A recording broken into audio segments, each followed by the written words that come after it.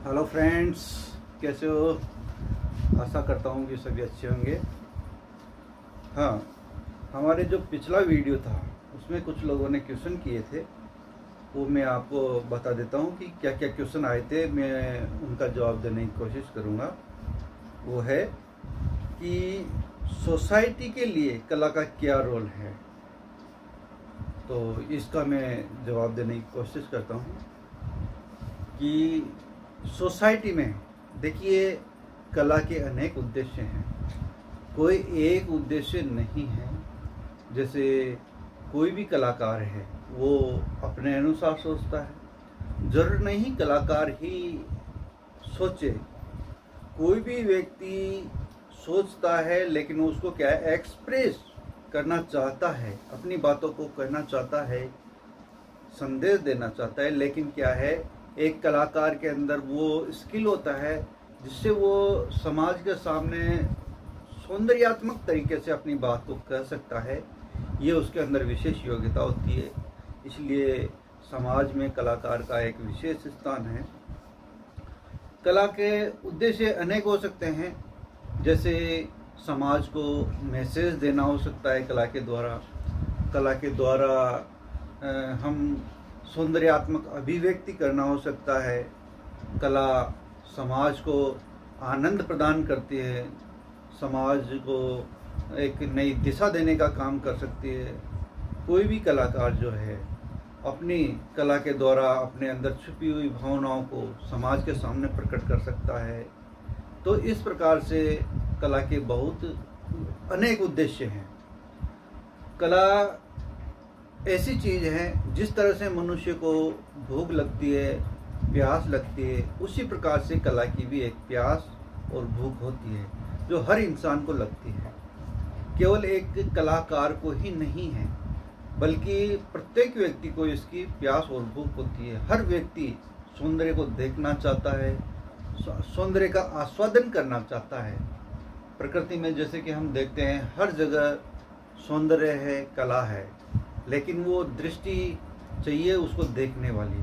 तो इस प्रकार से कला के बारे में हम कह सकते हैं कि कला के अनेक उद्देश्य हैं और कला मनुष्य की आंतरिक जो रिक्वायरमेंट्स हैं उसको फुलफिल करती है। देखिए, कला एक ऐसी चीज है जिसके बिना कोई नहीं रह सकता। कला हर व्यक्ति की आवश्यकता है। जैसे हम कहीं भी देखते हैं, जैसे मान लो कोई भी व्यक्ति हेयर कटिंग करवाने जाता है, जब वो सीट पे बैठता है तो उस हेयर कटिंग करवाने के लिए उससे बोलता है बार्बर से कि इस तरह की कटिंग करना है, पीछे से ऐसे करना है, आगे से इस तरह के बाल रखने हैं। ये क्या है? ये हर व्यक्ति को सौंदर्यात्मक दृष्टि से देखना है, यानी कि हर व्यक्ति चाहता है कि वो इस तरह का लुक लेके आए, ऐसा दिखे। जैसे कोई भी व्यक्ति कपड़े खरीदने जाता है, दुकान पे जाता है, तो वो उनसे कई तरह के कपड़े निकलवा देता है, फिर उसमें से बड़ी मुश्किल से एक या दो जोड़ी कपड़े अपने लिए सेलेक्ट करता है।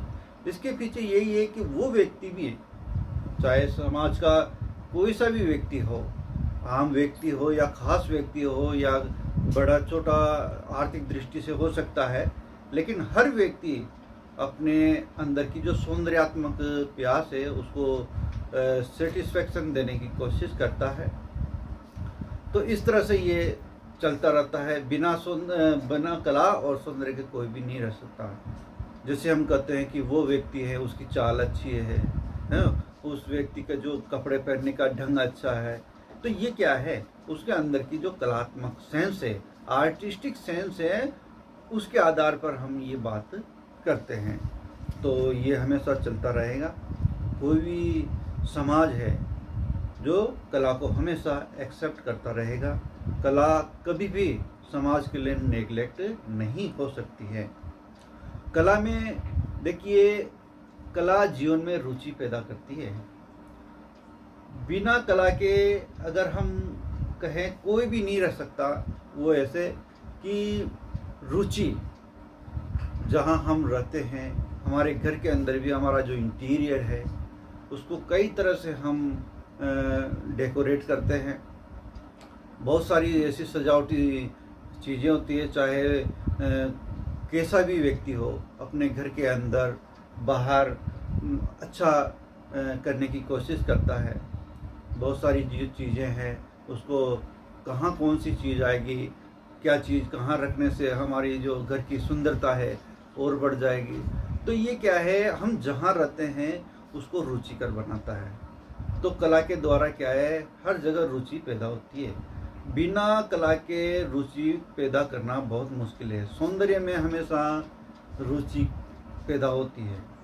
और ये भी हम कह सकते हैं कि रुचि अर्थात सौंदर्य जो है ना, कला का रूप भी परिवर्तित होता रहता है। जैसे आज से कई सालों पहले जो कला थी आज वो नहीं है। अगर हम संगीत की ही बात करें, म्यूजिक की, तो आज के 25 या 30 साल पहले का जो म्यूजिक था, जो गाने थे, जो गीत थे, वो आज की जो नई पीढ़ी है उनको इतना पसंद नहीं करती है जितना उस टाइम पसंद किया जाता था। आज कला में नई नई टेक्निक्स आ रही है, नई नई चीज़ें आती जा रही है, टेक्सचर आ रहा है, आउटलुक, बाहरी सौंदर्य के ऊपर थोड़ा ध्यान दिया जा रहा है। तो इसका मतलब ये है कि लोगों की रुचि, कला, ये सब चेंज होती जा रही है। तो हमें भी समाज की रुचि के अनुसार ही हमें भी आर्टिस्ट को भी चेंज होना पड़ेगा। जो आर्टिस्ट समय के साथ साथ अपनी कला को परिवर्तित कर लेता है, चेंज करता है, वो आगे बढ़ता जाता है और समाज के लिए वो स्वीकार्य होता जाता है। अदरवाइज कलाकार काम करता जाएगा, अगर समाज के और समय के अनुसार वो नहीं चल रहा है तो उसको एक्सेप्ट करना बहुत मुश्किल हो जाएगा और परेशान रहेगा।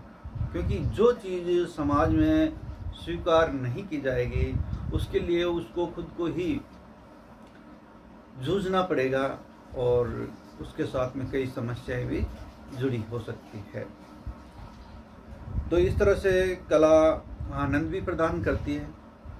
जहाँ हम जाते हैं, जैसे कई प्रोग्राम, शादी समारोह, इनमें जाते हैं, वहाँ की जो म्यूजिक है, कई तरह का जो गीत है, उनको सुन करके उसके थिरकने का मन करता है ना, डांस करते हैं लोग, आनंद देती है। इसी प्रकार से हमारे घरों में जो अच्छे अच्छे जो मकान है उनके अंदर जो ब्यूटीफुल सुंदर पेंटिंग्स लगाई जाती है, उनको देख करके भी लोग बहुत आनंद महसूस करते हैं। कई तरह की पेंटिंग्स हो सकती है, जैसे ट्रेडिशनल पेंटिंग हो सकती है जो हमारे पुराने समय से चली आ रही है परंपराओं को लेकर के। ऐसी पेंटिंग हो सकती है जिनमें है मधुबनी पेंटिंग हो सकती है, गौन पेंटिंग हो सकती है, राजस्थान की मांडना कला हो सकती है, मिनिएचर आर्ट हो सकती है ना। ये कई रूप है कला के। इस तरह से अगर देखा जाए वास्तविक रियलिस्टिक आर्ट हो सकती है जिसमें नेचर सीन हो सकता है, कोई भी सामने हम जो दृश्य देखते हैं वो हो सकता है। उसके बाद में थोड़ा हम बात करेंगे कि क्रिएटिव आर्ट के अंदर यही है कि कोई भी कलाकार उसको अपनी कल्पना से एक नया रूप देता है। उसमें भी फिगरेटिव आ जाता है, एब्स्ट्रैक्ट आ जाता है। तो फिगरेटिव में तो जो आकार हम प्रकृति में दिखाई देते हैं उसको वैसा सेम ना बना करके उसमें कलाकार अपनी कल्पना का प्रयोग करता है और नए नए टेक्सचर, नए नए कलर्स, नए नए आकारों का उसमें सृजन करता है। और बात करें हम एब्स्ट्रैक्ट आर्ट की, तो एब्स्ट्रैक्ट आर्ट के अंदर भी आज कई रूप है जिसमें रंग और इनका सौंदर्य है। एब्स्ट्रैक्ट का मतलब ही यही है कि जहाँ पर आकार नहीं है, जो हम आकार प्रकृति में देखते हैं वैसे आकार नहीं है, अर्थात उसको निराकार भी कहा जा सकता है। इस तरह से हम एब्स्ट्रैक्ट आर्ट को समझ सकते हैं। तो वैसे कला में नयापन भी होना जरूरी है। अगर हम पिछले कई सालों से जो कला चली आ रही है, कला का जो रूप चला आ रहा है, अगर उसको नहीं छोड़ेंगे और कला में नयापन नहीं लाएंगे तो लोग उसके प्रति अपनी रुचि नहीं दिखाएंगे। आज से 20, 25, 30 साल पहले वाला चलने वाला जो संगीत था आज वो नहीं चल सकता। उस समय उन जो सिंगर्स थे, उन गीतकारों के पास बहुत काम था, लेकिन आज उनके पास इतना काम नहीं है। इसके पीछे यही कारण है क्योंकि लोग उन चीज़ों को आज पसंद नहीं कर रहे जो उस समय करते थे। तो अगर हमें अपनी कला को समाज के साथ जोड़ना है, आगे बढ़ते जाना है, तो अपनी कला में भी समय के साथ परिवर्तन करना ज़रूरी है। आज की जो कला है, पेंटिंग्स अगर हम बात करें, स्कल्पचर की बात करें, नए नए टेक्स्ट, नए नए आकार की उसमें उसको समावेश करना पड़ेगा, तब जा कर के एक कला समाज के सामने स्वीकार्य हो पाएगी। अदरवाइज कलाकार अपने में ही गुम हो करके रह जाएगा और परेशान होता रहेगा। आम आदमी के लिए कला का इम्पोर्टेंस ये है कि आम आदमी क्या है, अपने आर्थिक स्थिति से अगर जूझ रहा है तो सबसे पहले तो वो अपनी स्थिति को ठीक करने की कोशिश करेगा। उसके लिए कला इतनी रुचिकर नहीं रहेगी। हाँ, वो बिना कला के तो नहीं रह सकता, लेकिन अगर बात करें हम पेंटिंग की, स्कल्पचर की, बड़े बड़े म्यूजिक्स जो संगीत होता है उसकी, तो वो उसमें इतना इन्वॉल्व नहीं हो पाएगा और आज की जो कला है उसको समझने में उसको दिक्कत आएगी। क्यों? क्योंकि कई फील्ड में, कई क्षेत्रों में से तो उसके पास कला का सोर्सेज आ रहे हैं। जैसे नए नए डिज़ाइन में वो कपड़े पहनना पसंद करता है, नई नई चीज़ें वो अपनाता जा रहा है। घर में कई तरह की चीज़ें ऐसी है जो वो नई नई देखना चाह रहा है, लेकिन धीरे धीरे वो प्रभाव उसको आ रहा है और समझ में आ रहा है कि कला क्या है, आज कला का रूप क्या है।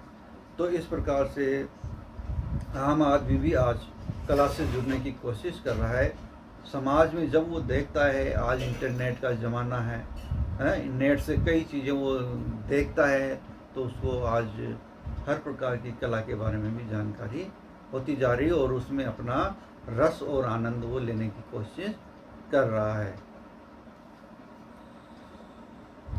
तो इस तरह से हमने आज कला के बारे में बात की कि समाज में कला की क्या भूमिका है और कला का समाज के लिए क्या इम्पोर्टेंस है, क्या आम आदमी भी कला से जुड़ सकता है। तो इस प्रकार से हमने इसके कला के बारे में बात की और आगे हम वीडियो में और भी कला के बारे में नई नई जानकारी लेकर के आएंगे। अगर आप और भी नई जानकारियाँ प्राप्त करना चाहते हैं, कला के अंदर नए नॉलेज प्राप्त करना चाहते हैं, तो वीडियो को लाइक करें, सब्सक्राइब करें और शेयर भी कर दीजिए ताकि अपने दोस्तों को भी कला के बारे में नॉलेज प्राप्त हो सके। Thank you.